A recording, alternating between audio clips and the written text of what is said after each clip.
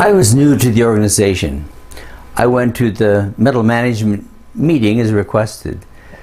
I sat near the back, and as the meeting progressed, I noticed the man next to me was doing a crossword puzzle. I noticed several others paying kind of like attention. The meeting went on for over 3 hours. By the end, I understood the reaction of those men and many of the individuals there. First, understand that meetings take the time of the number of people involved times the minutes or hours spent. That is, if you have 20 people in your meeting and you have a 3-hour meeting, you have consumed 60 hours of time. That is more than a 40-hour week. The meeting bottom line question is, what is being covered for those 3 hours worth 60 hours? Unless it is a workshop with people involved, no meeting should go 3 hours. To me, that is inefficient and probably ineffective. Let me be specific. I consider 3 kinds of meetings. The first kind is with an individual, and it should last 5 to 30 minutes. Second kind is with a unit or department.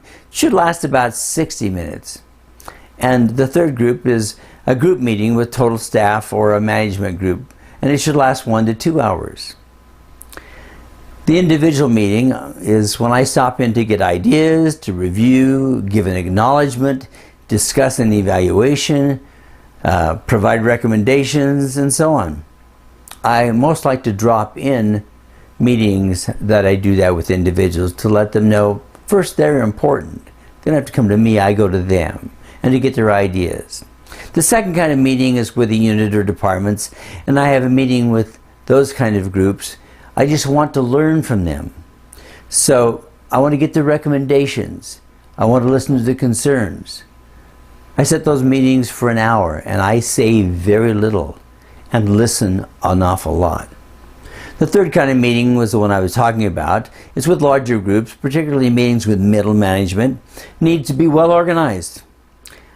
In my meetings, I provide an agenda that I pass out to the participants. It contains 2 sections. The first part is a kind of fact sheet, a calendar of general information, clarification, policy changes, and answers to questions that I've noted kind of floating around. During the first part of the meeting, I quickly go down the list. If there are individuals with questions about items, we stop and clarify and get input. If an item has a number of people who have concerns, questions, or suggestions, I may put this item for the later on, pull it out of that spot. The second part, of course, is for the meeting. I have a topic that needs to have input, be discussed, or requires planning. That is what we spend a significant amount of time on. If it needs to go beyond what I believe to be too long, I may ask for volunteers to take it and come back to the next meeting with comments or a plan or recommendations or whatever. We might also use the last part of the meeting for a report back of one of those, or a presentation, or a demonstration, or short workshop or training session. This meeting moves. There's no time for crossword puzzles in my group meetings.